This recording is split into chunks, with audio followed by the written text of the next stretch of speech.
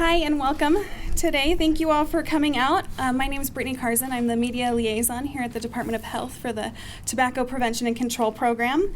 We want to thank the media for being here, as well as the representatives from the Department of Health, Dr. Miner, who's here behind me, and other members of the Tobacco Prevention and Control Program. We also have representatives from our local health departments, which we're really glad they were able to make it out for us today, and some of our young youth supporters. We appreciate you guys taking the time and showing your interest in public health and knowing how important this is to our community. Today we released our annual legislative report, which details tobacco use throughout the state. And there were some interesting statistics that we wanted to make sure we noted to all of you guys. And I'm going to turn the time over to Dr. Miner, who's the Executive Director of the Department of Health, to tell you a little more about that. Good morning. Appreciate you all being here today. One of the reasons Utah is one of the 5 healthiest states in the nation is because of our low tobacco use. And very important issue for us. And, you know, we now have a product, electronic cigarettes, that is a new way to get youth addicted to tobacco or to nicotine, which then has been shown to lead to tobacco use. Again, bringing on all of the serious health effects associated with tobacco use. And so, we have had dramatic increases in the use of e-cigarettes by high school kids. It's almost doubled over the last couple of years, which is quite dramatic. In 2015, 4.8% of Utah adults reported use of e-cigarettes. The same rate that's the same rate they had in 2013. In that same time frame, youth rates for use of e-cigarettes nearly doubled from 5.8% in 2013 to 10.5% in 2015. And nearly 30% of high school seniors have tried e-cigarettes. Half of those have not tried tobacco products. And so that's a dramatic change where their first experimentation with nicotine is with e-cigarettes and not tobacco products, which will then lead to tobacco use.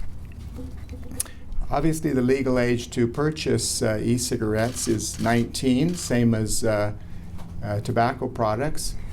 However, for some reason, it's not considered nearly as serious. Youth and even retailers who sell e-cigarettes don't think it's as serious a problem as tobacco use.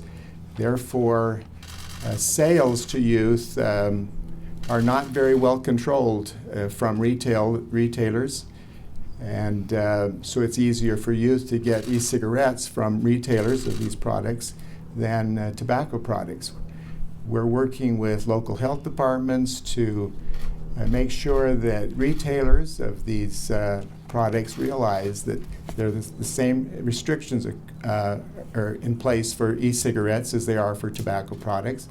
Also, electronic cigarettes come under the Utah Indoor Clean Air Act, so the restrictions are the same as any tobacco products in public areas, in buildings, indoors. We've been working closely again with local health departments to develop regulations. There is state legislation that passed rules are being written, completed to explain the enforcement of this legislation regarding electronic cigarettes. So it's a very, very important public health issue. That's why we wanted to have a press conference today and let you know that about the seriousness of it and what we see as potentially very serious for addicting youth to nicotine, which then will lead to tobacco products. Most youth who become smokers are users by age 14, and that's about the age when now many are choosing to become addicted to nicotine at age 14 with the prospects that we see and worry about becoming regular tobacco users in the future. So appreciate you here and hearing this important information. We'll now turn the time over to Veronica Ford. She's our youth anti-tobacco group representative. Thank you, Dr. Miner. I'm here today as a representative from Outrage, the statewide anti-tobacco youth group. In addition, I also represent Utah teens and Davis students working against tobacco. I am part of a generation full of distractions: school, friends, family, sports, and social media. When it feels like the world is pulling us in every direction, it is easy to make the wrong choice, a choice that may have repercussions for the rest of our lives. I joined this youth group because I have grown up around cigarette smoking since many of my family members smoke, including my parents, grandparents, and brother. I worry about their health, and I want to help prevent other families from having to worry about their loved ones as well. I enjoy educating my friends, family, and community about the dangers of tobacco and nicotine. As a part of Outrage, we have adopted a new statewide campaign called Not a Guinea Pig. The point of this initiative is to tell big tobacco companies that we are not going to let them use us as their e-cig guinea pigs to test their new products. There has never been another tobacco or nicotine product that has surpassed regular cigarettes for youth using them until e-cigarettes. We are on the brink of being the first generation that is tobacco-free, but an electronic device and some candy-flavored juice are threatening to jeopardize all of our hard work. Nicotine addiction and its effects on the developing brain are no joke. Until these products are properly tested, who knows what other damage they may be causing. On behalf of Outrage, I urge my peers who use e-cigarettes to quit before it's too late. And for those considering experimenting with them, don't be an e-cig guinea pig. Thank you for your time. Now I will turn the time over to Brian Benyon from Weber Morgan Health Department. Thank you. It's a pleasure to be here representing the local health departments. As you may or may not know, that there are 13 local health departments that work with the state as partners, particularly in public health matters.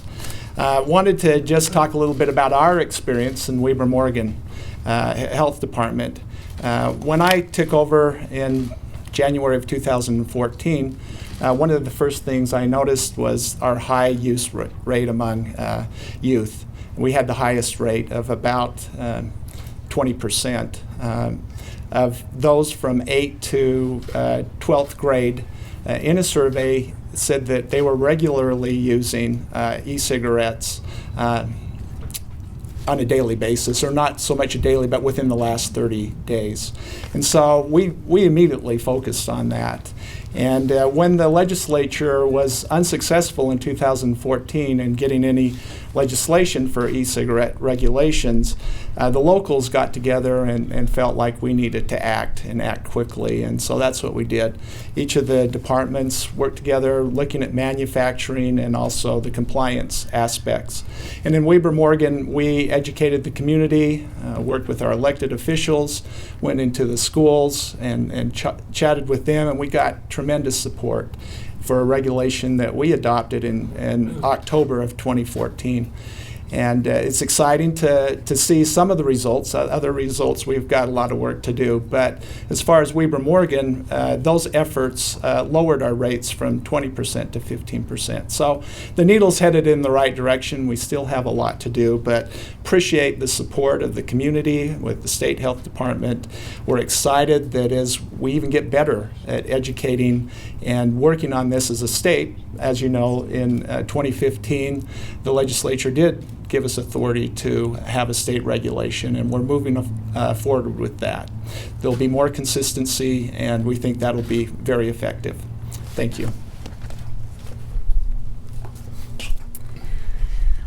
Thank you, Brian and Dr. Miner, and particularly Veronica for making the trip up here. The trends that were discussed in the statistics today are reflected in these graphs, and they're also available in the information that we've issued and given to you guys. But we do have time to take a few questions right now for anyone, and we'll also be available to do some kind of off the state side questions, as well as set up additional interviews if needed. So, are there any questions? Veronica, can you step forward and just say why you think your peers are so adamant about smoking e-cigarettes, vaping e-cigarettes? What are they saying? Why are they doing this? Because with looking at the new e-cigarettes that are coming out, they don't look like cigarettes. They look cool. They look like pens. They look like all these other trendy things that are going on with my generation. But the basic, what do they say about the basic feeling they get, or being hooked on nicotine, or do they talk about that at all? Are they concerned? Not really at school because teachers will hear them. So, and they don't really talk about much out at school, and then out of school I'm not sure because I'm not friends with those type of people. So, did I answer your question though? Okay. Dr. Miner or Mr. Benyon, what would you like to see? Would you like to see the legislature do more than they've already done? What would you like to see them do? Well, this legislation passed just this last session, first of this year. There are some more things that could be done to address e-juice. It's electronic cigarette liquid that for refillable. Many of the electronic cigarettes are refillable, and we are already working on some regulation in our local health departments to standardize quality assurance of make sure the juice is as advertised. There have been initially surveys over the last couple of years that show that some flavored e-juice that supposedly has no nicotine has significant amounts of nicotine, and the percentage of nicotine in the liquids is quite variable. So standardization of that, and making sure that the other contents within the liquid are considered safe. That's difficult to say because in electronic cigarettes and these liquids that are used to refill them, you have lots of chemicals produced in the volatilization with the heat that actually could turn out to be harmful, potentially as harmful as regular cigarettes, tobacco smoking. I looked online before I came out here on sites to buy e-juice, and it says you have to be 18, and then it says if you're 18, click here. So obviously it's pretty easy for kids to get this. Absolutely. This e-juice. Well, yeah, the online ordering, purchasing obviously needs to be tightened up, but even purchasing from local stores, retailers, especially vape shops, stores that will sell these, there are things they can do to make sure that they restrict the sales and make sure that whoever is producing these products is producing them in a safe way. That we have had some producers that mix them in their bathtubs or sinks in a home in unsanitary conditions. Another big concern with the e-juice is that it becomes potentially an electronic drug delivery device of other drugs, not just nicotine. So the potential there is is just unlimited as far as how they might be used in refillable cigarettes. This production of the e-juice.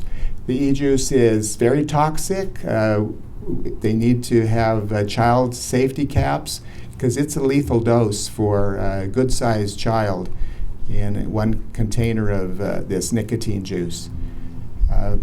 As a junior high kid myself, I demonstrated the toxicity of nicotine by diluting 1 drop of nicotine used as an insecticide in a full quart of saline solution and injected it into mice. It was immediately lethal to mice and very, very dilute. So I mean, we're talking about one of the most deadly poisons you could have, nicotine. Besides being very addicting, it's deadly, and so we'd hate to see children get access to this and drink it or use it that way. So, Did we have some more questions? Doctor, there seems to be a perception that these e-cigarettes are not as bad for you as traditional cigarettes. Are you seeing that, and if so, what do you make Well, of I think that is one big issue. Yes, it seems like just like a fun, popular thing to do. It produces a lot of vapor that's impressive, just like people like to change their diesel vehicles and have big black clouds of smoke. It's kind of like that to impress other people. And they think, well, oh, it's just nicotine. That's what we have in nicotine gum and nicotine lozenges. So the thing is, addiction, especially in youth, is potentially much more serious because of the just developing brain of adolescents.